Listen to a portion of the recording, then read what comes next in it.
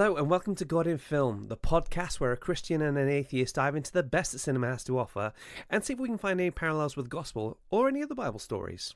I'm media coordinator and underappreciated genius, Giles Goff. And I'm librarian and pet monkey, Julia Hall. And today we'll be looking at the Fabelmans, Steven Spielberg's fictionalised version of his early life. We'll be looking at biblical rationales for divorce and what it's like to want to be holy when you are an exceptionally horny teenager. Julia, I made you watch this film for the podcast. What do you think? It wasn't my favourite. I will kind of say that. I think I can understand why, for some people, they would really enjoy this film. But for me, I felt it was 2.5 hours and it felt like 2.5 hours. I think for me, I would have liked more of a decision between whether Spielberg wanted to tell his story about his love for film and how the way his films made other people feel and how that made him feel, or having it solely about his parents' relationship and his family relationship. Because I think trying to tell both of those stories, they're both such rich stories with such a lot to tell, that trying to do them both just kind of really was too much. I see that because I remember looking at the running time on this again, and it feels like quite a slight film in a lot of ways. It's not weighed down with plot. And I remember seeing the running time again, be like 2.5 hours. How could it? What could it be? But if you think about it, Spielberg is basically the guy who popularized having divorced parents in mainstream cinema. You know, like the parents in. He's the Jacqueline Wilson of cinema. The parents in E.T. are divorced. So, like, trying to extrapolate those things when it's such a foundational thing for him, I can imagine he would find that really difficult, you know? Yeah, I mean, it's always easy as me, objectively saying, hey, dude, your film is too long, when Spielberg is out here literally, like, putting his heart and his guts into a 2.5 hour film and saying, this is me, this is my life. So I can't imagine how difficult that must be to an extent. Some men will literally make a multi-million-dollar film rather than go to therapy. $40 million for a film or therapy, It's fascinating because I think this is one of those films where we're seeing like the knock-on impact of COVID, because when Spielberg makes a film, it's like a general going into battle. He's got all these people around him. And then he got sent home for however many months. And you're sent home and you've got nothing else to do but write scripts. And it gets very introspective. And we all thought we were going to die. And you then start thinking about your life. So we've had a series of films. I think Sam Mendes did Empire of Light as well on a similar theme, talking about his early life and his love for cinema. So we've seen this kind of shuffle through of just like really personal works from really big budget directors, and it's fascinating. Yeah, absolutely. I think it's weird how COVID has had a big knock-on effect for cinema, but actually not a lot of cinema really talks about it. Weirdly bizarre. Yeah, definitely. Now it's time for Julia's Facts. Yeah, I have a few. Awesome. This is my favorite part of the podcast, is researching and getting into this. And one thing that I was kind of weird. So, when the family are eating, they are always eating on like disposable plates and like disposable cutlery and stuff. Yeah. And I think there's like a throwaway line in the film about kind of preserving Mitzi's hands for piano. But I did read something about wondering whether this is actually a get around for certain kosher rules. So there's a thing in kosher where you have to keep meat and dairy separate. Right. So to use utensils, you would have to have silverware for meat and silverware for dairy, and therefore 2 sets of everything. I think I did see a woman on TikTok who is very strictly kosher, and she even had like 2 sinks. One sink was for one sort of set of foods and the other sink was for the other set of foods. So by having everything be disposable, you can just have a handy get around that also like saves time on washing up. So I think I might try that out for the next time I cook dinner and save my fiance a lot of washing up to do. Yeah, love it. We know that John Williams obviously did the score for this film, and the Oscar nomination that he got for this score actually made him the first person to have an Oscar nomination in 7 consecutive decades? John Williams. John Williams, though. John Williams, I Do you love know what I mean? him. Like, we're absolutely spoiled when it comes to composers, you know? Spielberg keeps referring to him as Johnny Williams. And this is the funny thing. If you find a composer that you can work with, you grab onto them and hold onto them for dear life. I remember, like, Hans Zimmer's like that with Denis Villeneuve and Dune, the rest of it. Yeah. I've got a friend, Rick, who has composed most of the music to pretty much everything I've done since 2005. You know, I mean, his work is on this podcast. He did the opening music. He did the music that ends every episode is actually called Chasing Mopeds. And the reason why that was that we were doing a short film back in 2011, a 48-hour film project, and I said, I need something that's like, it's a bit like Chasing Cars by Snow Patrol, but like a bit more upbeat. So he gave me this thing called Chasing Mopeds. Amazing. Rick's skill isn't just the fact that he's an amazing musician. It's the fact that he can take the mess that's in my brain and be like, okay, I've got it. You know, because I don't have the vocabulary to talk musically or anything like that. So I'm just... make that bit longer and make that bit shorter, and this bit I want it to go whoosh, woo, at this point. And he goes, got it. You find a composer who understands you and you hang on to them for dear life, you know. Oh yeah. Some of the jewelry that Michelle Williams, who plays Mitzi, wears in the movie is some of Spielberg's mother's actual jewelry. Oh really?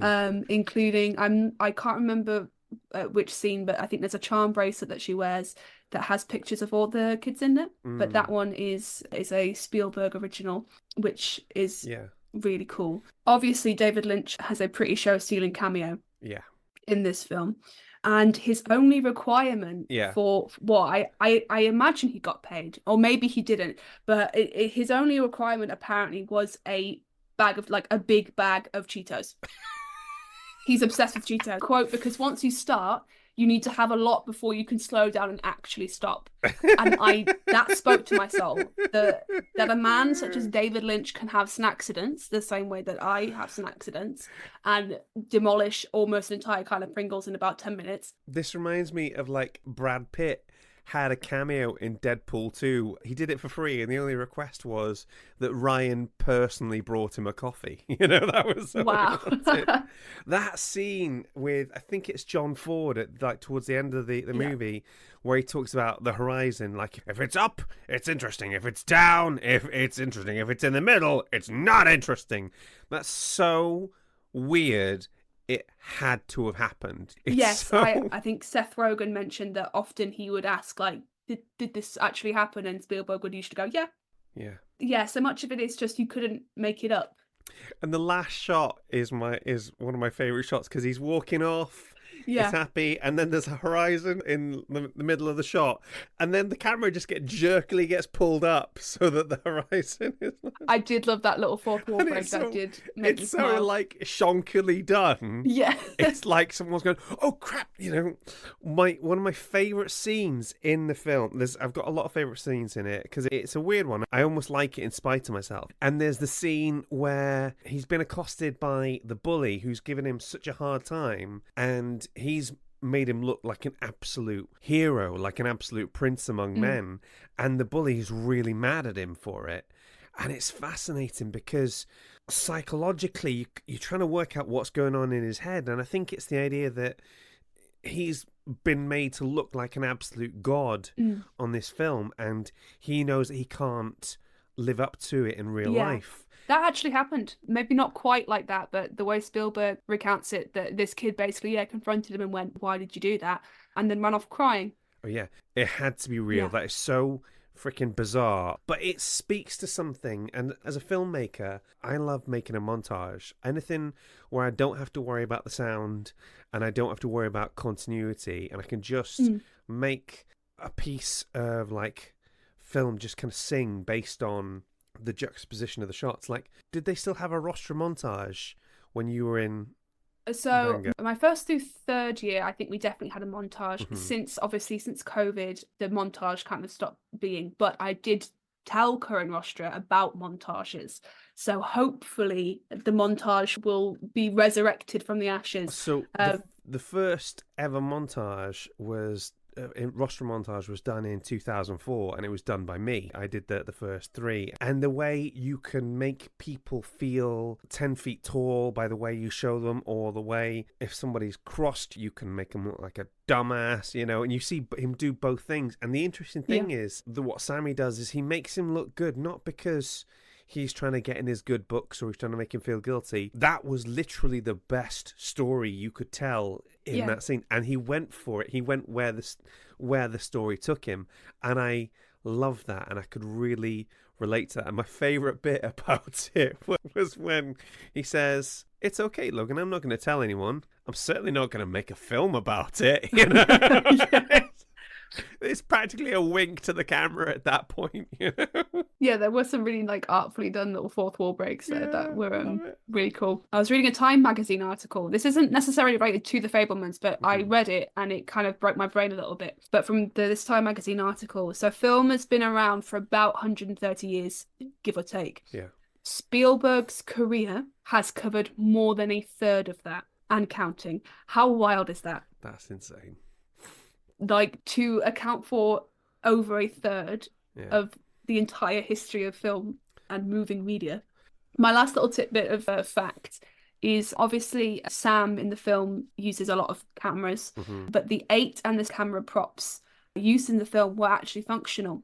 So some of the footage that Gabrielle LaBelle, who plays Sam, actually caught on set, they then used it when we saw the completed films, which are actually some of my favourite scenes. I think the very first one with is it Gunsmoke, the Western that he shows to the Boy Scouts, that was probably my favourite scene. Yeah. Just when you've made something for your friends and with your friends and like you show it to them. Yeah. It's just really nice. Like, it's very nerdy and very sad, but myself and also like a few of my fellow tabletop role players, I've made like intro videos for like our campaign. So with like title cards and it'd be, you know, so-and-so as, do you know what I mean? When I was able to make a title sequence for my D&D group and they all went, oh my God, this is really cool. This is like, it gives you the warm fuzzies. It makes you feel really good. And it's a little piece of media that you then got kind of forever to sort of commemorate. This is part of the reason why I love film. For me, there's always the trade-off between film and theatre, right? So you know what it's like when you're in a role that you're just born to play and everybody's bringing their A game in this thing, and there's points where you've got the audience in the palm of your hand and you can make them laugh with just a gesture or a facial expression, you know? And then there's a curtain call and you're stood there and they're all applauding you, and there's like that absolute dopamine hit is phenomenal. But then it's gone, you know. There's this whole massive chunk of your life and then it's gone, and if you're lucky the most you've got is like a signed poster for it. One of the big appeals to me has always been, if I make a film, I can kind of put it on the shelf and bring it down like years later. It's always there, it'll always exist. There was a funny thing recently, when my Hope Is Born poem, one of my Christmas ones, apparently they started showing it in my mum's church. Absolutely nothing to do with me. I've never, you know, they're like, and hey, there's a really interesting thought on this. And then my mum's like, that's my kid, you know? My speaking and listening tips video that was shown in my cousin's class in Oxford, and he was like, that's my cousin, you know? So... Oh, wow. Fabulous. Look at you getting out. I bet your mum's got like extra bragging rights at like church though. Yeah. Just a little edge over the other mums. Yeah. What I found was, because she'd went to see so many rostra plays in JP Hall before there was any kind of insulation or anything like that. JP had insulation. So you usually just freeze to death or stuff like that, you know? It was a bit miserable, always a bit whatever. When I started putting on my own plays in Manchester, I'd make it so that when she got in at the door, she had complimentary tickets. The front of house manager would say, "You Miss Smith, hang on, bear with me one sec," and she'd come out with like flowers for her. Oh, that's And there'd lovely. be like a dedicated person, like in a shiny ball gown, who'd sort of take her up for her complimentary drinks, and then take her to a seat with her name on and all the rest of it. And Oh, that's so I nice. knew for a fact my mum would not remember a single line of the Shakespeare play that I'm putting on, and it wouldn't mean anything to her, but she'd know how it made her feel being treated like a VIP, and that was my way of thanking her for coming to see me in everything I've done, no matter how shonky it's been. At the time of recording this, Mother's Day is coming up, folks. So Giles is setting the bar. This is your standard. Take your mum to the theatre and treat her like the absolute queen that she is. Absolutely. That's all my facts. I'm Fantastic. facted out. Thank you so much. I did have one fact. Did you know that one time Spielberg took his dad Arnold to meet Bill Gates, and I did not know this. Bill Gates absolutely fanboyed out over meeting Arnold Spielberg, because Arnold invented the 235, which Gates gave him the credits in with giving him the idea for Windows. And I love this image of Spielberg, who is like a big name on campus around the planet, and you take him to meet Bill Gates and he's like, "Yeah, get out of the way, let's Yeah. I want to chat with your dad," Fantastic. Wow. Awesome. Thank you so much, Julia. They really made me smile, and we've It's my definitely pleasure. gone off on some tangents today. Hi guys, it's Claire. Just popping in to say you should definitely check out our Patreon page. If you head to www.patreon.com/godinfilmpodcast, you'll find loads of bonus content such as extended interviews, extra little bits that didn't quite make it into the episode, as well as exclusive patrons-only episodes, like our God in Gaming episode. Plus, if you sign up to our Bishop Waller-Bridge tier, you'll get to hear episodes in advance, like our episode on Under the Banner of Heaven right now. So why not give it a try? And if that's not doable, did you know you can help the podcast for free by writing us a review, giving us a shout out on social media, or just telling a friend about us? And now, back to the show. So, this is a bit of an unusual one. It's going to be a fairly weighty topic that we look at, and I can promise you guys, we are never flipping looking at this topic again. But we are going to be looking at divorce today. We have a listener who had some thoughts that she'd like to share on it. I'll let her introduce herself. Hello, I'm Lucy Hayes. I know Giles from way back when we were at university. He was one of the terrible influences who drew everyone into Am Drown. And I apologise for nothing. I do it again, I tell you. Lucy, thank you so much for coming on the show. It has been a hot minute since I saw you last. I think you approached me about talking about this particular film, didn't you? I did. So I listened to most of your episodes. I like to consider myself the number one fan. I'm sure that's what fantastic though. But I listened with huge interest to your episode about sexuality and homosexuality. And oh, wow. And in that you touched on some scripture, I'm going to call it because I don't know the right terminology always, where you were saying actually this bit isn't so much about homosexuality. People misuse it in this way. It might be more about family, it might be more about divorce. And you mentioned at that point wanting to talk about divorce at some point, and I thought, well, I am divorced, I could help with it.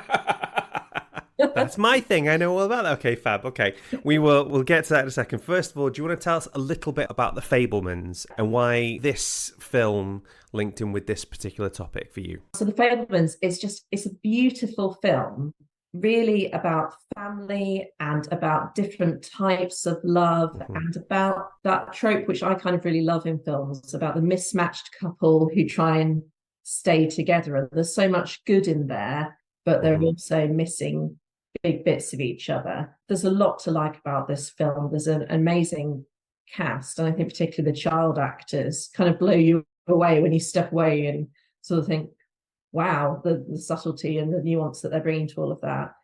But it's really beautiful as well. I think I perhaps have associated Spielberg with more blockbuster type films. More genre-y stuff. Yeah, absolutely. Yeah. Whereas this is really slow and gentle and beautiful. I like the way that the relationship aspect between the parents, the divorce aspect is handled in this. I think it avoids many of the pitfalls or cliches or stereotypes that you see in other films. And it manages to do that despite being set in the 50s and 60s. It doesn't demonize anybody, does it? No, You know, I there's thought that none was... of that. There's no simple answers or magic wand moments either. It feels very human. Yeah, very much so. So the thing I've been thinking about is, why do you think Spielberg chose to fictionalize this story rather than just tell a straight biopic? Why is it the Fabelmans and not the Spielbergs? I imagine that he wanted to tell it in this way because to tell a biopic about something which presumably impacted his childhood and impacted his family so much would feel really personal, maybe a bit close to the bone.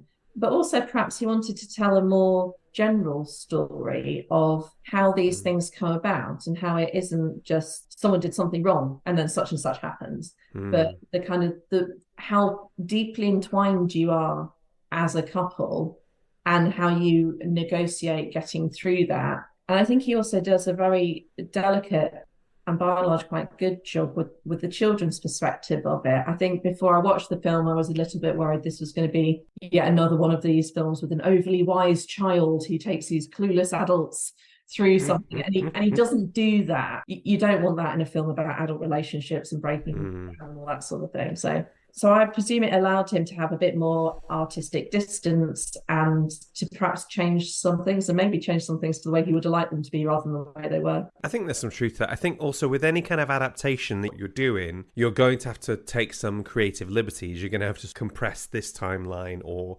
move things around. And if it's a piece of fiction inspired by your life, well, you can say, well, this is how I remembered it. This is how it felt to me, without having it. You can't then have anybody come back at you and say, oh, no, actually, I think you'll find you went to this high school at this date. And in fact, and so in a way, I think by making it a fictional film, it's more honest. Does that make sense? It's a bit more like showing you're working out. Yeah, I think that's really true. What do you think this film does tell us about divorce? So the thing I like about this is how complicated it is. I think there's this idea that when you get divorced, it's because somebody did one thing wrong and that exploded everything. And I think in my experience and in kind of experience the couple of friends I have who've been through similarly, sometimes it is like that. Yeah. Actually, more often, it's not about right and wrong. It's about what you can work through and what works for you as a couple. And some people, terrible things can happen and they can work through those things, which from the outside you might think, well, that's completely intolerable. And for other people, so with my divorce, it came as a huge shock to everybody. And I did a lot of supporting other people through. You're okay. You're going to get through this. Yeah. Just supporting them through the concept of me getting divorced. Who took it the hardest, if you don't mind me asking, out of the people that weren't you and your ex-husband? So interestingly, because I knew that there would be people who would take it hard, and it was a long time coming. Like Tim and I did an awful lot of work to stay together. So we were probably working towards or trying not to work towards getting divorced for maybe 2 or 3 years. Wow. We did all of the couples counselling and the long conversations and the trying, to give each other more space and all of that sort of thing. And I think we split in January 2021. So in the autumn before that, I actually started intentionally having conversations with family and friends about things aren't completely all right between me and Tim, and almost sort of warming them up to the... Laying the groundwork. Yeah. But despite that, I mean, my mum took it the hardest. It didn't help that it was January 2021. We were in lockdown, so I had to stand on her doorstep and say, me and Tim are splitting up. My family on both sides are Catholic, and whilst my parents aren't particularly practicing anymore, the cultural aspects run quite deep. Yeah, it doesn't just go away, does it? No, it doesn't just disappear at all. And whilst my uncle had got divorced quite a few years earlier, he was the first person ever in our family to have done that. And I think it just didn't sit with her as what she thought my life should look like. It didn't exactly sit with what you thought your life should look like. Nope. No. Exactly. Nobody sort of goes into this sort of thinking, this is what we're going to do, you know? Yeah. Nobody gets married and thinks, oh, I'll give it 5-10 years, see how it goes. Everyone does it thinking it's going to be forever. So she took it very hard. She didn't speak to me for a little while afterwards, but my dad did, and like he sort of mediated us the way through. And then she found it very hard to talk about for quite a long time. She doesn't particularly like talking about it now. So, but you know, is accepting, and I think in our case, like in the Fabelmans, everybody has kind of put the kids first, and that's and also because me and Tim are so very amicable. I think we've had the world's most amicable divorce. I think that makes it easier for people in a way, but it does make it harder for people to understand, like, why didn't you just stay together? You get along so well. Are there any particular sort of myths that you think about that there are about getting divorced over here that you want to attack? Firstly, it's not quick getting divorced. No. I think in TV and film, it's always this, something happens, you decide to split up, you immediately split up, you immediately stop living together, and then you're divorced a very short while later. Yeah. It doesn't work like that in reality. So even once Tim and I split, we lived together for another 5 months before I moved out. Yeah. That's really common. Like, most people do not have the money to immediately go and live somewhere else. And equally, even if they can go and live with family or friends or whatever for a bit, you've got so much upheaval in your life, you don't necessarily want to leave your home as well, even if it's difficult. The other thing, and this has changed in the last year or so, people used to think you could get a divorce for unreconcilable differences. Now, I don't know if that is an American thing and it happens over there. It wasn't a criteria over here. So at the point at which Tim and I split, you could basically get a divorce for adultery and abandonment and things like that. But if no one had done anything wrong, you were waiting it out. So you could have a divorce having been separated for 2 years with consent or 5 years without. That's changed now. So they brought in new no blame divorce rules. But even though it's still not fast. So you apply, there's a 6-month cooling off period, and then the legal process takes its own time. So while we split in January 2021, my divorce came through in the spring this year. Oh, wow. So, yeah, it's not a quick thing. And I think the other thing is that the finance stuff all rolls along pretty much separately. So you can get divorced having not sorted out your finances at all. Right. And there's no sort of limitation on that. So no. And that's a more complicated bit, I think, for most people. And I think that is also the bit where things start getting not amicable for a lot of people. Yeah, I'm not divorced myself, but I've had front row seats to at least one. And from what I saw, all the big ticket stuff gets sorted pretty quickly because it has to. You know, you keep your pension and I'll have the house. That sort of thing gets taken care of. And then it breaks down to tiny little things like, well, we set up this policy back in 1984, and it then can end up being punitive little things. I appreciate you've said you've probably had the most amicable divorce you possibly could. The divorce I saw up close was nothing like that in the slightest. So then so much of it just becomes about setting out to hurt the other person, which, if you have kids, doesn't really do them any favors, you know? You have to think very carefully about what is important to you, what is worth dying on a hill about, and what the impact of doing that is going to have. It was important to me to not stay living together indefinitely. So I made a set of financial decisions, which meant he could buy me out a bit of the house, and then I would take it on trust that he would then sell the house for a certain amount of time and buy me out the rest.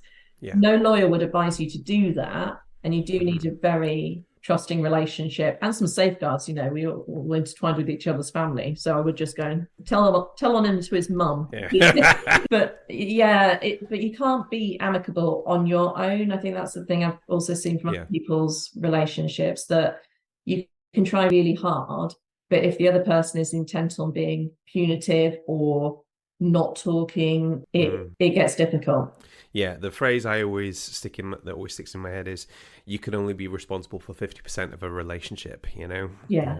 Did you have any experience with, like, how the church treated you with your divorce, or has that not been? So I think it was mainly through extended family. So the Catholic Church obviously does not like divorce in any way, shape or form. while we did go to church when I was a child, I haven't been a practicing Catholic in my adult life, and I would now consider myself to be an atheist, having sort of moved from Catholic to lapsed Catholic to agnostic, Yeah. the sort of atheist over the last almost 40 years. And I think with other people's experiences and with what sort of gets translated back to you, there's a lot of, people praying for you and praying for you to stay together, and it's just a bit incompatible with the Catholic Church. And I don't know what they do about that, because Catholicism in the UK is not attracting lots of new people into it. And I think because of the not recognising divorce, they tie themselves in knots about it. Do you remember Boris Johnson's recent marriage to Carrie Simmons? Yeah. I think his other marriages were annulled through the Catholic Church. And how bloody rude can you be? Do you know what I mean? Like, to say, okay, this thing didn't work out and that sucks, but because obviously you married Boris, what were you expecting? But to say all of that relationship, all of the children that sort of came from that relationship and everything, oh, well, it doesn't really count. Yeah. Blows my mind, that. Yeah. I mean, they absolutely tie themselves in knots with it, and you end up with ridiculous things like that, where you find some mealy-mouthed way to say those things don't count, so you can do what you want now. Yeah. But equally, to my great aunt, when she got married, she got married for the time later, so in her 30s. Who could have done such a thing? I know. Heavens preserve us. Yes. And to an older man who was divorced. And Right. The Catholic Church at that point just said absolutely no. So they couldn't get married in church, despite her being, a lifelong Catholic, went to church every week, was very active in the Catholic community, all of that. Yeah. Can't get married in the church. Yeah. Yeah, blows my mind. That makes no sense at all. Listen, Lucy, I could talk to you about this all day, I think, and I will at some occasion.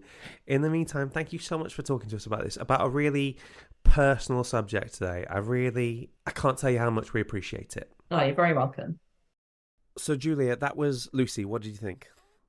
It's nice to know we've got one fan, we've got one listener, but yeah, just big thank you and props to Lucy, because that is, to discuss your own divorce, I think for a public forum, that takes a lot of guts. So yeah, that's much appreciated from me. Yeah, it's some really heavy stuff, and I think one thing she really brought out was just the banality of divorce and how long and drawn out it is. You know what I mean? Yeah.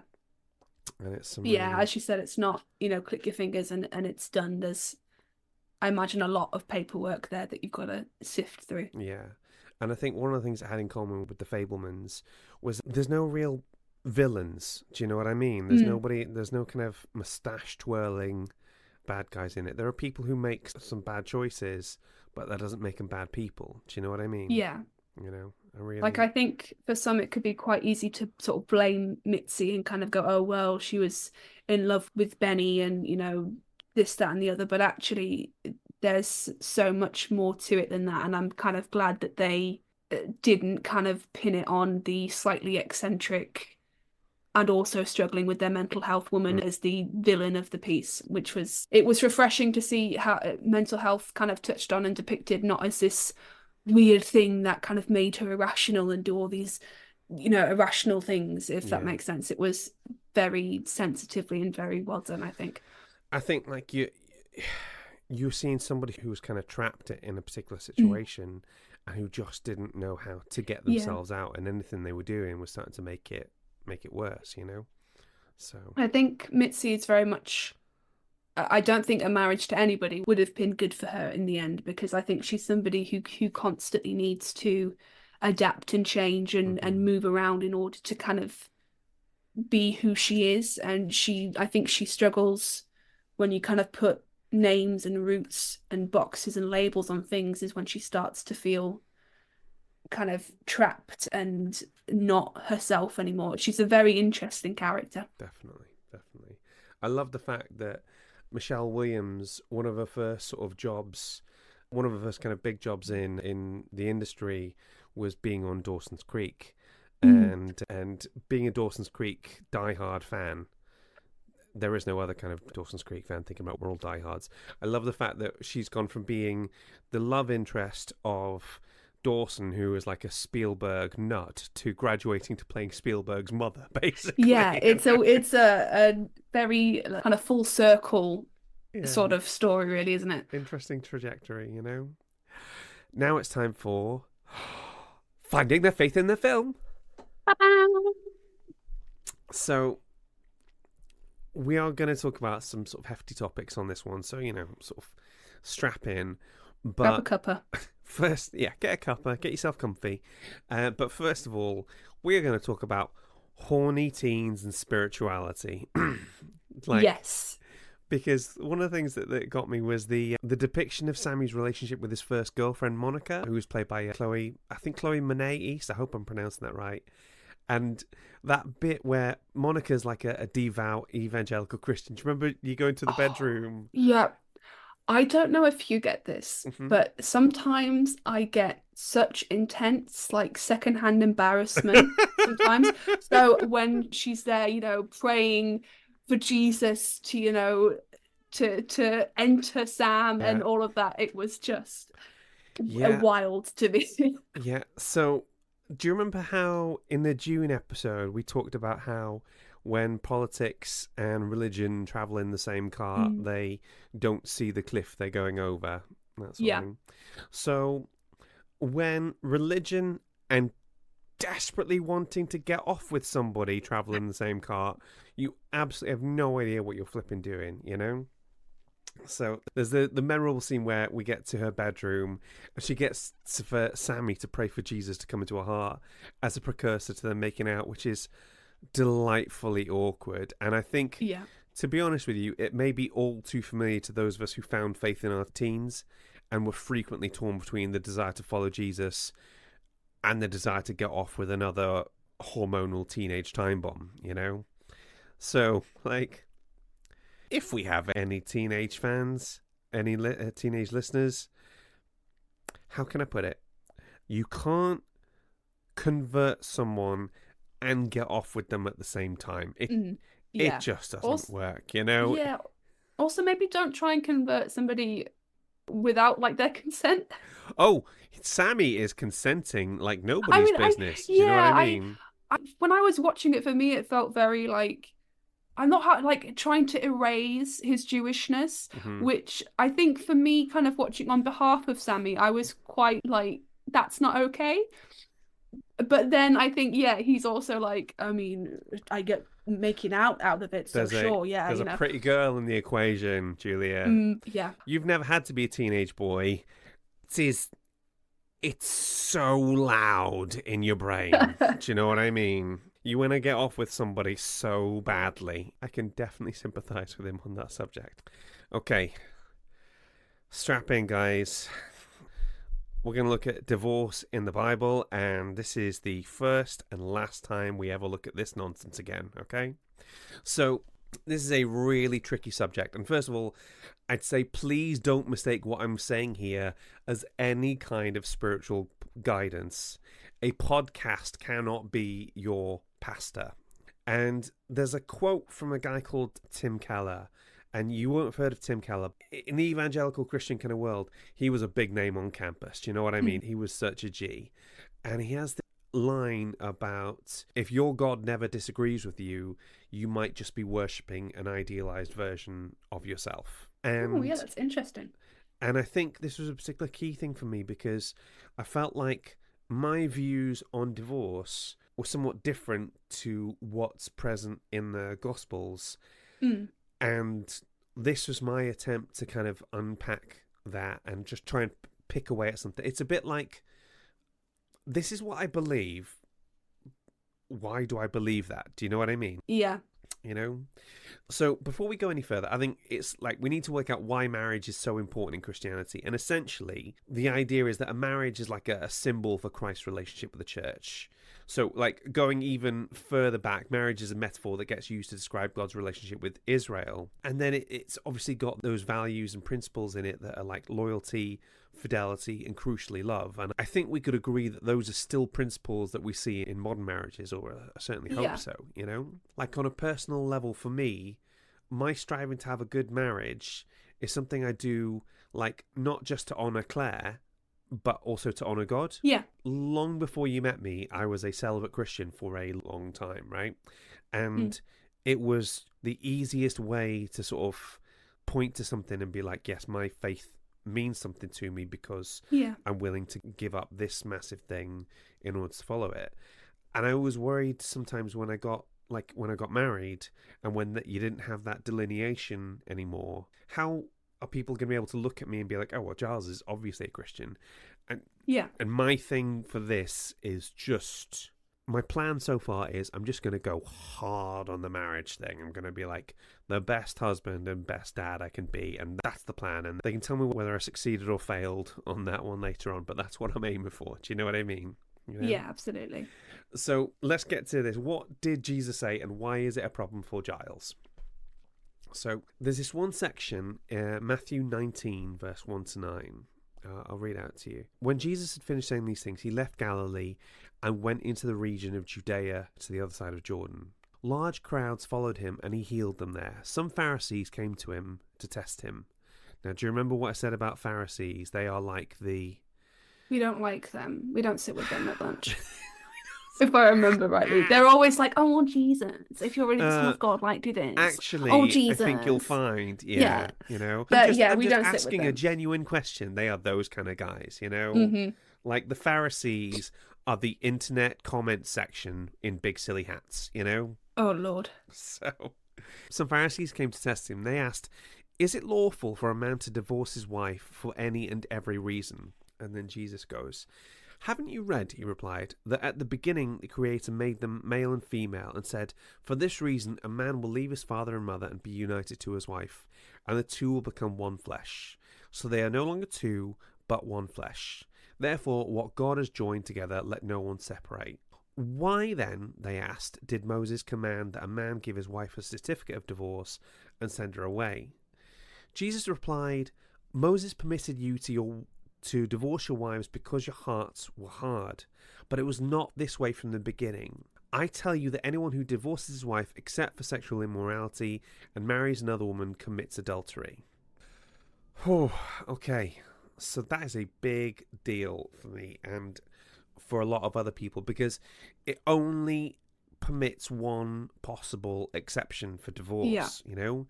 And the reason why that's a problem is that it makes no reference to domestic violence, sexual abuse, financial abuse, neglect, coercive control, or any other possible kind of divorce.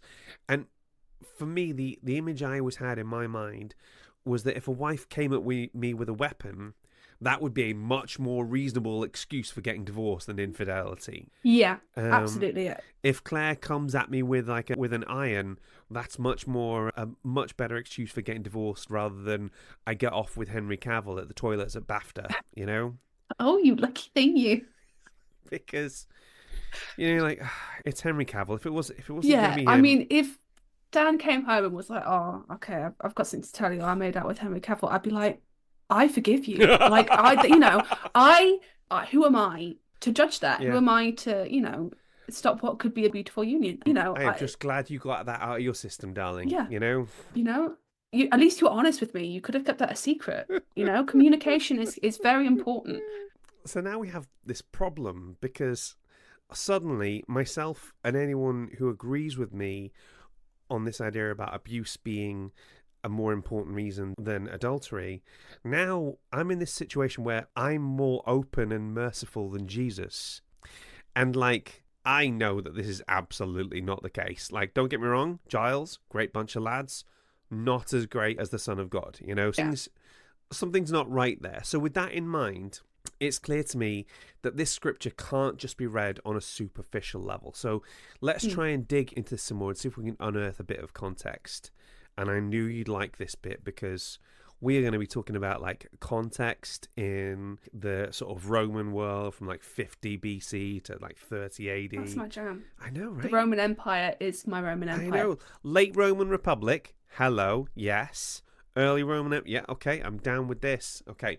So in the Roman world, lawful divorce was relatively informal. Basically, the wife took her dowry back and just left the husband's house. Roman men had always held the right to divorce their wives, and a patriarch could order the divorce of any couple under his authority. So by the time of Julius Caesar, divorce is relatively common and pretty sort of shame-free. It's like subject of gossip rather than any major social disgrace. Yeah. Okay, do you want to know some of the reasons a man could divorce his wife? Hit me with it. There's the biggies like infertility, adultery. Then there's drunkenness or making copies of the household keys, which I love that. That's such a weird little thing, you know? So I feel like there's a story there. There's a story there. Like, those kind of rules don't get made with like something big going down, but then the rule having to be then put in place. So I want to know who's copying keys and what came of that. Exactly. Divorce by either party severed the lawful family alliance that had been formed through marriage, and remarriage might create an entirely new set of economically or politically beneficial partnerships. Among the elite, husbands and wives might remarry several times, and there's no public record kept of the proceedings, and official registration of divorce wasn't required until 449 AD. So, like, with Roman influence starting to drift into Jewish society, you can see it why it might be a bit of a talking point. And then if we go back even further by about like 1300 years when Moses was writing Deuteronomy, a man could divorce his wife for any reason and kick her out of the home. Then, even if she went off and started a new life, the first husband could, whenever he felt like, simply swing by and legally take her back. So weirdly... Yeah, I don't think I like that very much. No, I don't think you would, you know? But there's no kind of woman divorce her husband. Okay, I did a little bit of research into like Jewish divorce. It was called a certificate, it's called a get. So it's spelled like GET, but sounds like gat. I think I'm pronouncing that right. And I think the man was the only one who could write the gat, even if it was the wife requesting the divorce. So I'm not saying it was completely, absolutely out of possibility, but you still needed the man there to go through the thing. So weirdly, this thing of writing a woman a certificate, at that time, that is a kindness to women because it means they have like proof of a legal separation. Yeah. In ancient Israel, at the time of Jesus, there's these two schools of thought amongst like Jewish scholarship. So there's the House of Hillel, and they have more liberal views, and the House of Shammai, who have the more conservative views, right? Okay. Now they have disagreements on everything. For example, like white lies, whether it is morally permissible to tell an ugly bride that she looks beautiful, you know?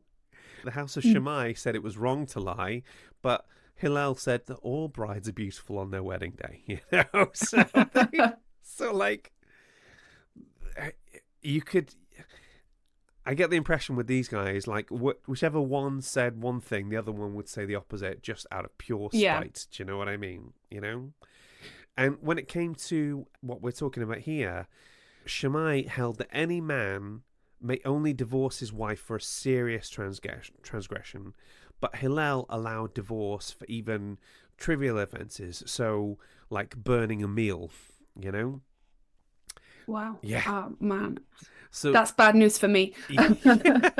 So this kind of gives you an idea of the conversations they're having, and a new Messiah comes along, and the Pharisees are basically trying to figure out which camp he falls into. You know, are you like a vote leave or a vote remain kind of guy? You know, it's that sort of vibe, you know? Yeah. And then Jesus comes up with something that the House of Shammai... It's even more strict than what the House of Shammai are saying. He talks about the adultery thing, you know? So he's taken it from a serious reason to just this reason. So on the surface, it sounds like he's even more conservative. Do you know what I mean? Yeah. You know? But one thing I wanted to talk about was Jesus and exceptions, and just like exceptions in everyday speech, really, you know? And there's unspoken exceptions that occur like all the time. So if you told a student, be careful not to press the fire alarm or you'll be in trouble, they would understand that you're saying don't press it unless there's an actual fire, Yeah. If 2,000 years from now, people were taking a literalist view saying pressing the fire alarm under any circumstances is a grave sin, according to Julia, we'd see that as like totally ridiculous, Yeah. And similarly, Jesus says things that are contradictory in parts. At one point, he quotes the Ten Commandments about the honor your father and mother, But at another point, I can't remember the verse, he says, if anybody doesn't sort of turn their back on their mother and father and their wives and their children and their jobs and whatever to follow me, then there's no point, So we've gone from honor your father and mother to, they can get stuffed, It's dependent on the context. And I was thinking about this. So one particular example I wanted to look at, it comes from Mark 2:23. So out of all the Gospels, right, Mark is the first one. And it's the one that's like, all right, shut up, losers. This is how it went down. It is the shortest. It is the punchiest. It is the most to the point, And this one goes a bit like this. One Sabbath, he was going through the grain fields, and as they made their way, his disciples began to pluck heads of grain. And the Pharisees were saying to him, look, why are they doing what is not lawful on the Sabbath? And he said to them, have you never read what David did? When he was in need and was hungry, he and those who were with him, how he entered the house of God in the time of Abiathar, the high priest, and ate the bread of the presence, which is not lawful for any man but the priests to eat, and also gave it to those who were with him. And he said to them, the Sabbath was made for man, not man for the Sabbath. So the Son of Man is a nickname that Jesus has for himself, is Lord even of the Sabbath, okay? So that's a lot of info to throw at you.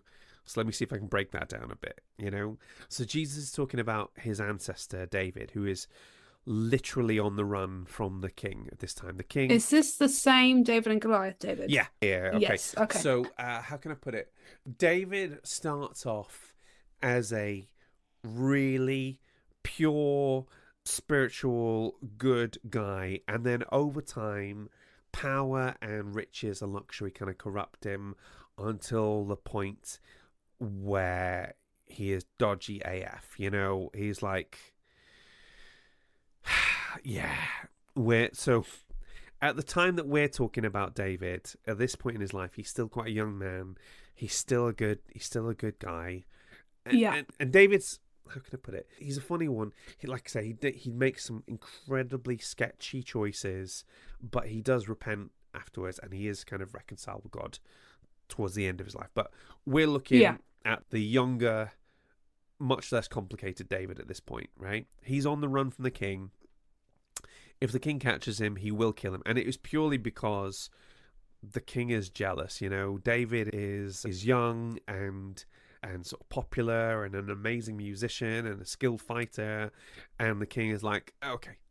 And to give you this idea, this presence bread, it is absolutely forbidden to eat this bread, Is this like what Catholics might consider like communion bread? No. Is it the same, or is it they're different? It goes even beyond that, because communion bread, you give out to everybody.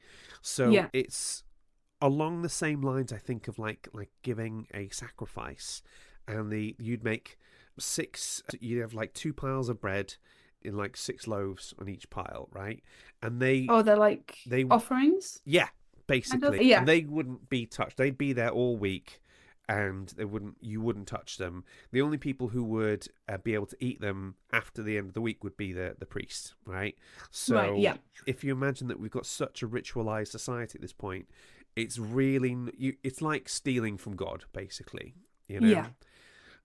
But David did it, He's like, I am starving. My men are starving. If we don't eat this food, we're not going to have enough energy to flee, and we're going to die, Yeah. And then the priest is like, oh, yeah, just eat the damn bread. Do you know what I mean? And interestingly, Jesus tells this story, and Jesus is cool with it, Now, it would be a mistake to think that God endorses everything that happens in the Bible, you know? That's why we try to think more in terms of like what's Christ-like rather than what's biblical, because there is a lot of stuff that's biblical that is not cool by any standards. But this thing, Jesus is like, it's fine, you know? And the people who are giving him a hard time, they're plucking grain from the grain fields and just eating it. This was a process that poor people would do. You'd collect the grain, and obviously there'd be bits left over, and you deliberately wouldn't collect them so like widows and orphans could come and sort of eat them themselves. Do you know what I mean? You know, and the disciples are eating some of these because, I don't know, they flipping walked everywhere. They were probably starving. And some, again, Pharisees, the internet's comment section are going, oh, I see he's letting his boys eat grain on a Sabbath. And the idea is plucking food, like harvesting something, is work. Yeah. And you shouldn't do any work It's whatsoever. a very, like, do you know what I mean? holy thing that they're trying to catch them out on. Yeah. And, like, 2,000 years later, we can be like, okay, that's kind of dumb, you know? It seems like a sort of waste of time, but why are you making such a big deal over that, you know? But this points to me that Jesus, and I have to be very careful how I say this, Jesus is okay with you breaking the rules if it saves a life, you know? Yeah, I think sometimes just because it is legal does not mean that it's always the best thing to do. Yeah.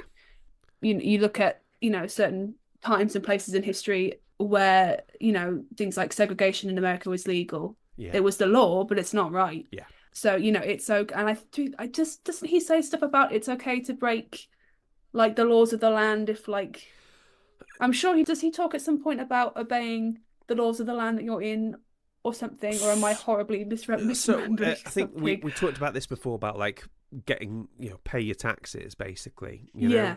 And it is a thing of like obey the laws of the land unless they vastly contradict,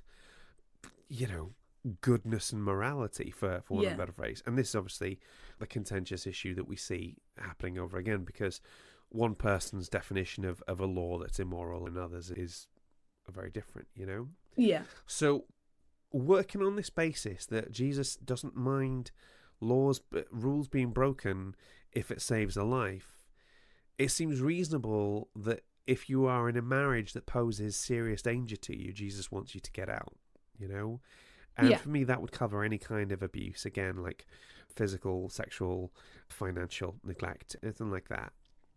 There's that line he says, if the Sabbath is made for man, not man made for the Sabbath, then for me it stands to reason that marriage is made for man, not man made for marriage. I said man to mean like mankind. It just flowed better. Do you know what I mean? Yeah. And I mean, I assume maybe from Jesus' perspective, one would assume that if you're married to somebody, that you love each other. So, the potential of being abused in a marriage, it does happen, but hopefully will never come up. And so the only rule really that you should have is infidelity. Well, it's interesting because also like everybody's beating their wife at this point. Everybody, it's entirely... Oh, let me rephrase that. It wasn't frowned upon, I guess, it wasn't to beat your wife. Frowned upon. It's entirely normalised. And the other way around, is any man going to admit to his wife being physically sort of violent with him? It's that, you're not going to do it because... So he's not really talking about that issue because there's so much to unpack society before you could even get there, Yeah. So what I think Jesus meant here, coming back to the original verse, and the way it makes sense to me is if we read it as Jesus answering the specific question set to him.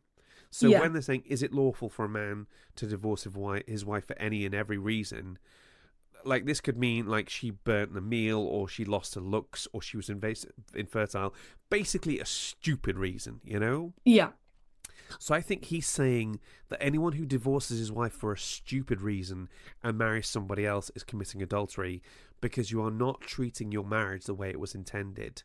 That's how I'm, like, interpreting Yeah, I think that makes the most sense at this point. And like, I went into an absolute rabbit hole on this one. I took me ages to get out of it.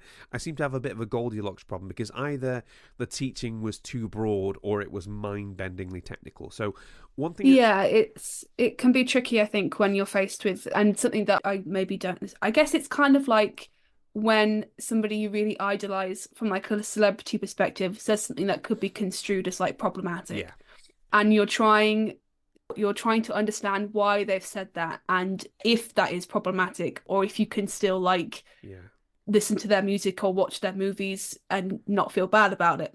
But it must be difficult to kind of come to terms with that. Now imagine that between you and this that celebrity there is 2,000 years, an entirely different culture, and like several different language translations to factor in. You know, it's really tricky. You know.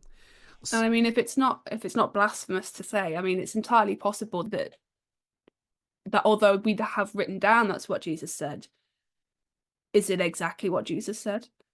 Like, you know, he could be, you know, papers these days, they'll misquote anybody, even Jesus. Yes, I mean, you know what it's like studying ancient times probably better than me. Yeah. Jesus sort of dies and is resurrected and all that jazz in, let's say, 30 AD, and then the first sort of Gospels are coming around. I think if I gave the Gospel of Mark comes in around like 58, 60 AD, something like that, which in terms of like the ancient world and surviving documents, that's super quick, isn't it? Do you know what I mean? Yeah, it's not like so often you get people writing about people like hundreds, maybe even thousands of years, you know, down the line. Coming back to our Arthur discussion, like I think there's references to like this 5th century chieftain, and it's being written in like the 6th century at the earliest, and then the 9th and the rest of it. So having something that's being written within living memory, you know, these books weren't written on their own and then just brought out to the world. These, like Mark, he wasn't actually there. He did his research. He asked around. He said, you know, did he definitely say this and did he definitely say that?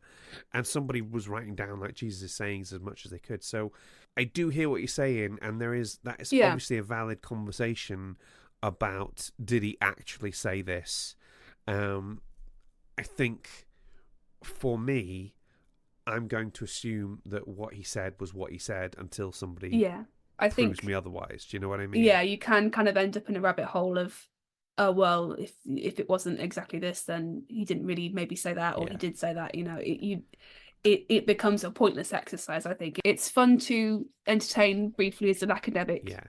And then we get into this idea of like just making Jesus in your own image. Do you know what I mean? You know, and that's not... Yeah.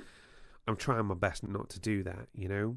One thing I did come across was this discussion of like a valid divorce or a frivolous divorce. And to me, I just didn't think this was a debate worth getting into, because every person who is getting a divorce thinks they have a valid reason.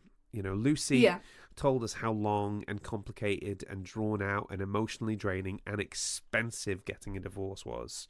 So if you tell me you've got a good reason to get divorced, I'm not going to argue with you. Do you know what I mean? Yeah. You know, I think the majority of people wanting a divorce probably do have a good reason. And the only people who don't are either A, too rich, or too stupid, or probably both, you know? So what we're dealing with then is people who are basically the Boris Johnsons of this world, and I really try not to waste my breath on them if I can help it, you know? Yeah. Ugh. The last sort of thing I wanted to sort of talk about was some people made the distinction between divorce but not remarriage. And I saw some references suggesting that divorce was permissible but getting remarried weren't. And there were some arguments that suggested if you got divorced, your only options were either to be celibate for the rest of your life or to be reconciled with your spouse. And some people pointed out that to me that marriage was a covenant, not a contract. Have you ever heard about this distinction? Because this is new to me. You might have to run me through that one. So the distinction, as I understand it, is that in a covenant, you're meant to keep your end of the bargain, even if the other person doesn't. Oh, okay. Now, like, I can see some of the thinking behind this.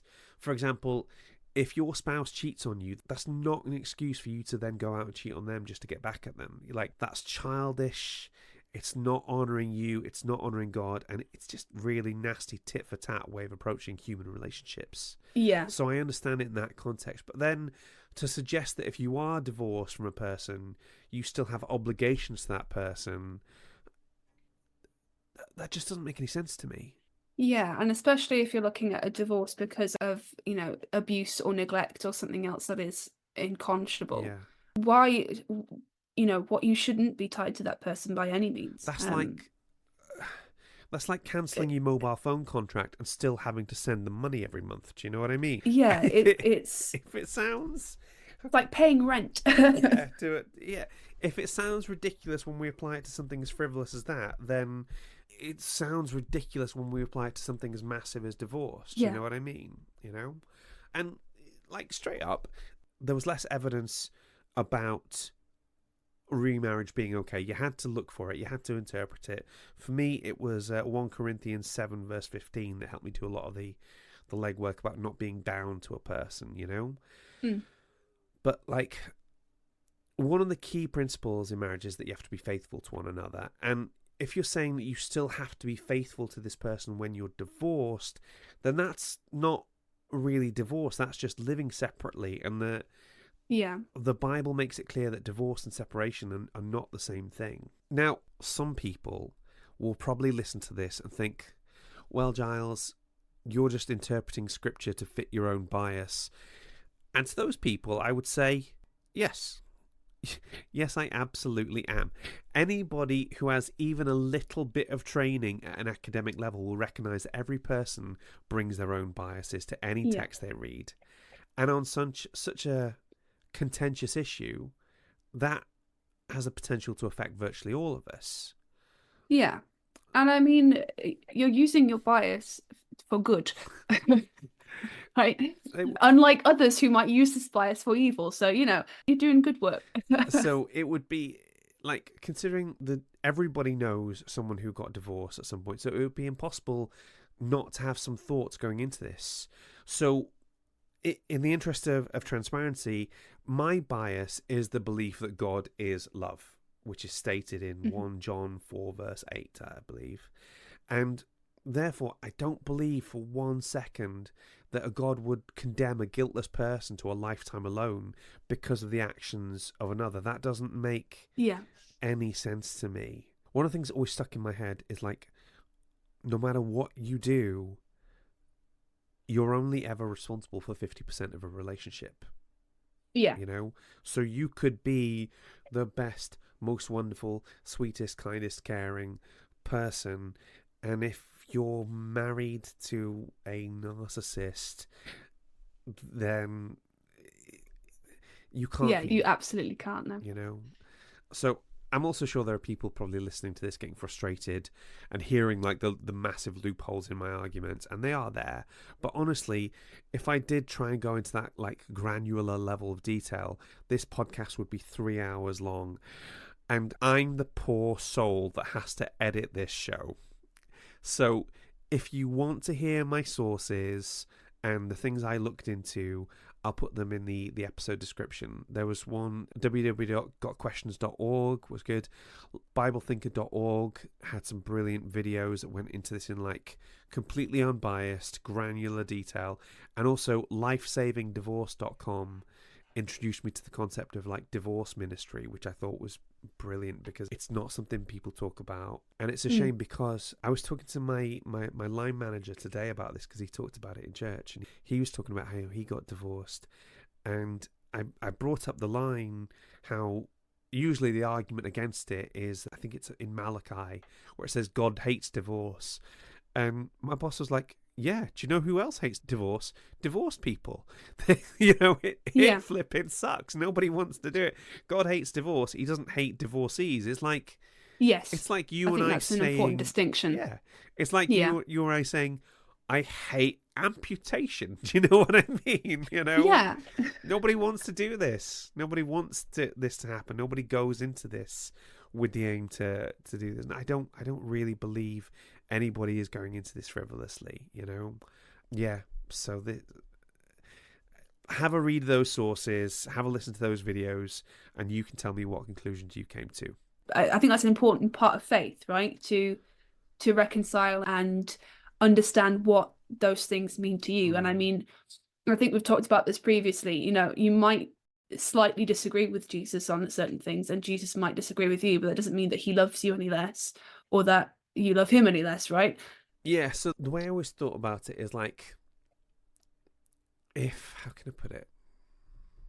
Have you ever had an argument with somebody and you know that they're right, but it still bugs the crap out of you anyway? Yeah. It's usually like either you sort of look into it and you ask yourself, am I reading this wrong, or is there any other way I could do it, or is there a middle ground that you can find? Do you know what I mean?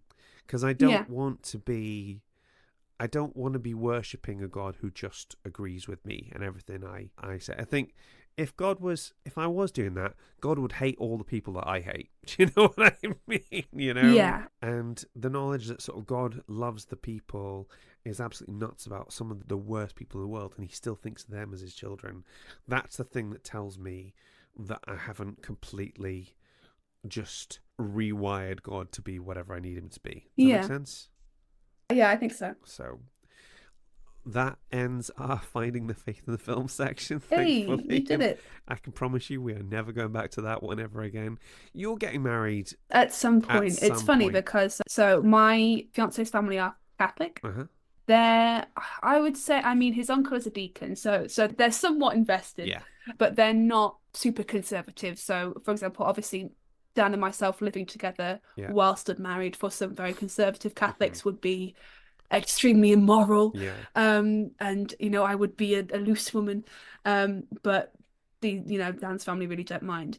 But obviously, I'm not religious. Dan isn't particularly religious either. So for us, we're probably not going to have a church wedding because it seems pointless is probably the wrong word, and indeed more of a harsh word than I mean. But when you're married in a church, it's because that's meaningful for you, you know, to make that promise in front of God and all of that stuff, and then two people becoming one people and all of that lovely stuff. But for me, it would seem a bit hypocritical, I suppose, you know, when I'm there for the architecture and nothing more.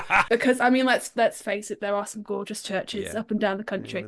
So we're actually thinking potentially a hand fasting, because that can be tailored to sort of be, I mean, first of all, it's very fantasy coded, I'm not gonna lie. It's a little bit Game of Thrones, you know. But also it's one where those kind of weddings can be a little bit more secular, but a bit more kind of tailored to us as people and our relationship as a thing, rather than you know, attributing it to or in a promise to anything other than each other, really. The one thing I'd say, and the one thing like evangelical Christians do really well, is that a lot of them are actually quite pragmatic about marriage a lot of the time. Some churches do not handle divorce very well, and they need to get better at it, and we need to get better at loving people. But when it comes to marriage in general, I've been on like marriage weekends, and I've been on, one thing I would highly recommend and seek out if you can find it is like pre-marriage counselling. Yes, I was going to ask you about this because I cannot stress this enough. It's such a good thing. Sorry, you were going to say something. So Dan's cousin and his wife were married 3 years ago now, but his wife's family are very Catholic. So obviously a Catholic wedding was on the books. But I remember them telling me, oh yeah, so we had to have, I think it was basically sort of compulsory, like marriage interview. And at first I went, oh, well, like, oh, that's ridiculous. You know, why do they make you do that? But then as they sort of explained it, I think in a way it's sort of how the Catholic Church at least, kind of gets around some of not having a divorce thing, because once you've had that discussion, even simple things like, well, are you going to have a shared bank account or not? And who's going to do this and who's going to do that? And apparently, you know, they were at these meetings and there were other couples who were sort of getting into kind of arguments about these sorts of things. And it's like, well, it is, clearly you're not ready to get married yet, Yeah, and it's brilliant. So we had two kind of marriage courses, basically. And one was like from our home church, Life Church. Bless them. Life Church kind of screwed it up a little bit. So we did our marriage course counselling actually after we got married, because the others we couldn't get the availability. And the other one, we had to do the marriage counselling, a prerequisite to get married in that church building. Now, it says marriage counselling. What it is, a video with like some fairly shonky production values, but what you're going to do. But what it does is it forces you to have these conversations, like shared bank accounts, like how do you handle conflict? Are you a rhino or a hedgehog? You know, do you just charge straight into a conflict, or do you like put your spikes out and be like, don't touch me, you know? And it's what Claire and I have noticed is there's so much in our lives that was just taken for granted, because that's what we take for granted, because that's what it was like in our home, you know? So, for example, Claire will always take her shoes off when she gets into the house, and I won't, because we didn't do that in our house, you know? Because you were in and out of the house. You know, we're the same. I don't wear shoes in the house. Dan will maybe 50% of the time. It's very weird. We were in and out of the house all the time. We'd be sort of playing out in the field, and it was a big house. And also, we didn't have carpet down, and because my mum did a lot of her curtains and loose covers from home, there was a very good chance you could step on a pin that had just been dropped, you know what I mean? And this has been such a contentious issue sometimes. Me and my flipping mother-in-law, I think, are going to have a confrontation about it at some point, you know? These weird little things. Because what we found was the arguments you have come out of nowhere, you know? And we'll agree on 99.9% recurring of stuff. And then we will have these long, drawn-out arguments about where the baby's nursery should go when they get, why it should be this room and not that room, and all the rest of it. The arguments are going to come at you from nowhere, and you need to know how to deal with it and how to develop those skills. Now, it's like I say, marriage counselling, it sounds scary because you're going to have to talk to some guy, or let's be honest, everyone thinks it's going to be a guy. What it was like in our case, we had a married couple who'd been married like 40 odd years or whatever. We'd come over, we'd watch the videos at their house, there'd be a discussion point, they would leave the room, and it would just be me and Claire talking about how we would deal with something. And it was really good because it forces you to look at issues that you wouldn't do otherwise. And I think one of the best ways to avoid a divorce is to just make sure that you're having all those conversations as early as possible, you know?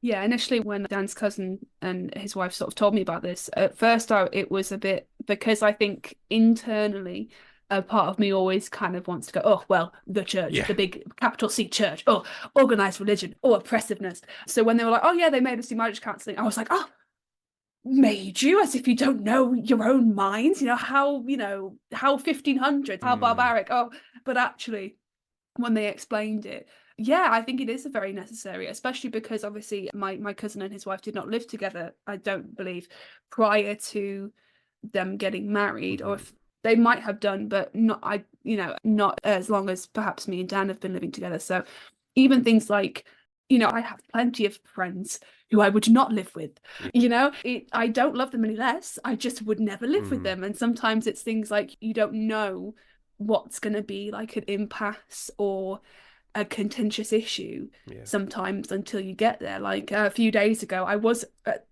somewhat in my defense feeling a bit rough and under the weather at the time, but Dan asked me to move my mug further away from his PC. It wasn't that close to the PC, and I admit I overreacted a little bit, but we talked it out and we're over that now. But for some people that could have been a deal breaker. It could have been something way worse or way more. So marriage counselling, I think, sounds scary and sounds very kind of oppressive and invasive, but actually I think it's a very necessary step. It's really good. If I could make everybody do it, I would. It's not like a pass or fail, it's a course. It forces you to have the kind of conversations that you wouldn't have otherwise. Because if you're the person that brings it up, it can be a little bit weird. If you say, so are we going to have a joint bank account then, or what? Sounds really awkward. Whereas if somebody else says, are you guys planning on having a joint bank account? Then it deflates the issue a little bit. Does that make sense? Yeah.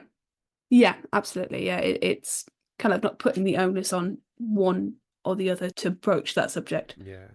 And like looking at like the marriage that we see in the Fabelmans, because I swear we started talking about film at some point. Yeah, like, the Spielmans, Fabelbergs, something like that. Yeah.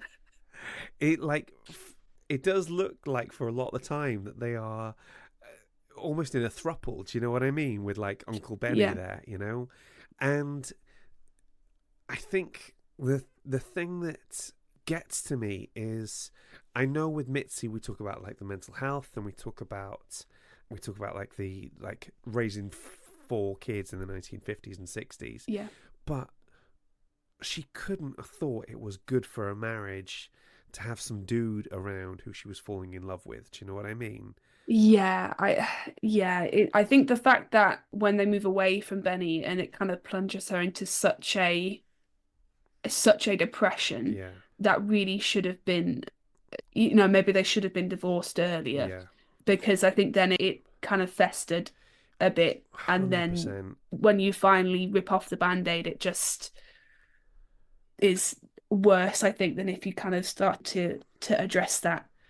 Yeah, and I think early on, but then I think Bert also was, I think there was a layer almost of animosity there, especially when they're driving in the car and he mentions how he had a funny dream that he and Uncle Benny had an argument and he punched him in the face. Hilarious. Really, Totes yeah, hilarious. I also have funny dreams where I punch people in the face.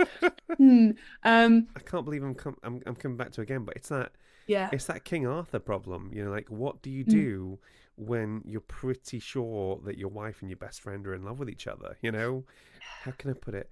The phrase I like to use is, I know where all the threats to my marriage are. It's Henry Cavill. Henry freaking Cavill. Gillian Anderson. But Gillian Anderson. On a less sort of celebrity sort of status, you don't stop finding other people hot. Do you know what I mean? And me being me, I've often had these like really deep, really intense friendships with women that have still carried on, like from my teens and my 20s into my 30s and now my 40s. I remember breaking up with one girlfriend because I realised my feelings for her weren't as intense as they were for this one friend, So it's player. Yeah, look at this. It's snapshot into teenage child's life. It's this weird thing where you've got to know where the threats to your marriage are. Yeah. Like, have you heard of the Billy Graham rule? I have not heard the Billy Graham rule. So it's one that Mike Pence had a lot, and it was this idea that Billy Graham believed that he wouldn't be on his own with a woman he wasn't married to at all times, Yeah. And that's obviously incredibly restrictive, because if you're in a position of power and you won't be anywhere around a woman who's not your wife, that's gonna limit their possibilities. It's gonna limit your potential, and the rest of it. So that is an overly restrictive way of doing it. But there is something to be said for, don't put yourself in a situation where you could end up developing feelings for somebody else. Do you know what I mean? Yeah, kind of. I think that Billy Graham rule kind of takes it to the extreme. The idea that, a person and another person of the gender that attracts them can't just be friends, which is nonsense. But I think it's almost like it's not super frowned upon when girls kind of say, oh, well, I don't let him follow other girls on Instagram, or I don't let him text other girls. And it's like, no, that's not an okay thing to do. You have to, there has to be an element of trust, that you trust that, your significant other isn't going to go gallivanting off with your best friend. But, I think the idea that But you can be friends with the gender of person that you are attracted to. 100%, and 100%. it But not be an issue, yeah. Maybe this is just me, or maybe this is a universal experience. I don't know. But there are some people of the gender that you're attracted to, and you know there's absolutely no chance that anything could ever happen with them. Yeah. And there are other people in your friendship group of the opposite gender who you could feel a physical or an emotional attraction to at some point in the right conditions. Does that make sense? Yeah, it makes sense. I'm not sure if I might be, again, I might be an only case, or there might be other people who feel this, but I don't find that with me personally. But then this is the spectrum of human experience, right? So for me, like I say, there's some people who I can be like, yeah, let's hang out, let's do whatever, let's talk phrases, and then there's other people it's like, okay, I think you're great, and I'm absolutely nuts about you, and I need to stop this conversation here because I'm having way too much fun texting this person and texting me back, and that's going to end up with me feeling things I don't need to be feeling. Do you know what I mean? Yeah.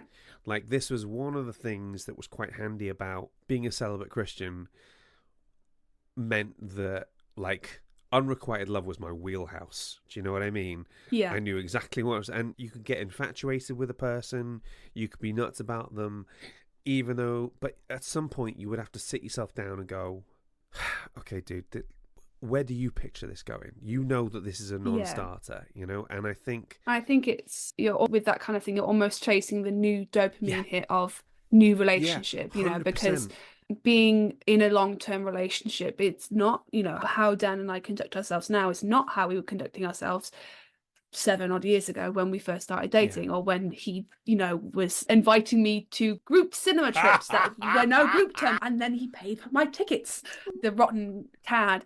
But now it's like, right, we're going to the cinema, I'm off to watch Poor Things, you're off to watch One Life, we'll see you. So it's kind of recognizing, you know, all right, it feels, you know, right, I guess, at that point, but I guess it's just that dopamine, chasing that high of something that's new and fresh and whatever. You hit on something that's really good there, like talking about that dopamine hit. Like, there's that kind of, I can't think of a better way to put it, but like that hunter kind of mentality when you're kind of looking for the next person. And if you wanted to kind of gamify it, you know, you'd be like, I want to talk to them, I want them to talk to me, I want to spend time with them, I want them to spend time with me on their own. And you have that.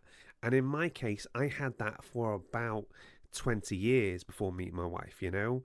So some of those kind of neural pathways kind of get locked on for quite a while. And again, you know that you're still going to fancy other people, and you're still going to find other people attractive. But again, what I was saying, I want my kids to look at my marriage and see it as like the gold standard. Do you know what I mean? Yeah. I want them to see like as like mum and dad as the one true pair, and the OTP of your children's life. Yes. I was worried if I went in with the acronyms too early, people wouldn't get it. But I was on Tumblr circa 2014. It's okay. You're among friends here. There's no judgment. And it's like, I want these two things. They are antithetical, and you have to choose. But I already did choose. I already chose Claire. Do you know what I mean? I already chose having that. So it's trying to unlearn some pathways, some patterns of behavior that you got into and you were into for a very long time. And the people that can't have the self-reflection enough to do that are the ones that are going to drive their own marriages off a cliff. Do you know what I mean? No, yeah, that makes a lot of sense. And you know, on the other hand, Dan was really my first and only very long-term partner. You know, I had maybe like a couple of boyfriends at school, but they weren't, you know, particularly involved or in depth. So my dating life has actually been quite monogamous, and I've been very lucky actually that I've sort of found my other jigsaw piece. So there is something to be said for slow dating. Sometimes it works out. Yeah, see, when it comes to the exes, I always feel like that should be the shortest conversation you have. Like, I dated this person and that person before. I'm dating you now. I like you more. Let's stick with that, you know? Because the only time I've ever had to feel insecure about exes is when the girl in question won't stop mentioning them. Yeah, absolutely. It's not. I think it's unhealthy sometimes to dwell on that when it's, you know, they're not in your life anymore and they're not important, and the person that is important to you is in your life, and that's the end of it, really, I think, for me. Definitely. All right, ladies and gentlemen, if you have made it this far into what will certainly be our longest episode / therapy session, thank you so much. Woo! Please join us next week for what I hope will be a shorter episode on Under the Banner of Heaven. Julia, have you had a good time? I've had a very good time. I feel like I've had a little bit of free therapy, which I always a little bit of marriage counselling just sprinkled in there for free, which I always appreciate. Yeah, I love talking to you. It's brilliant. All right, thank you very much, ladies and gentlemen. We'll see you next week. Bye. Bye. God in Film is hosted and created by Giles Goff.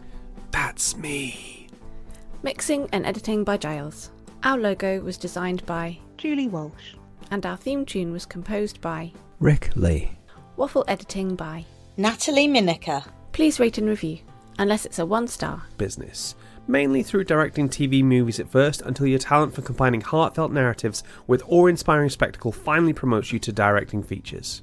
Once you have taken over the film business and accrued enough industry clout, make an intimate personal film entitled Giles and Julia, This Episode Went On a Bit, Guys. I promise you we'll go see it.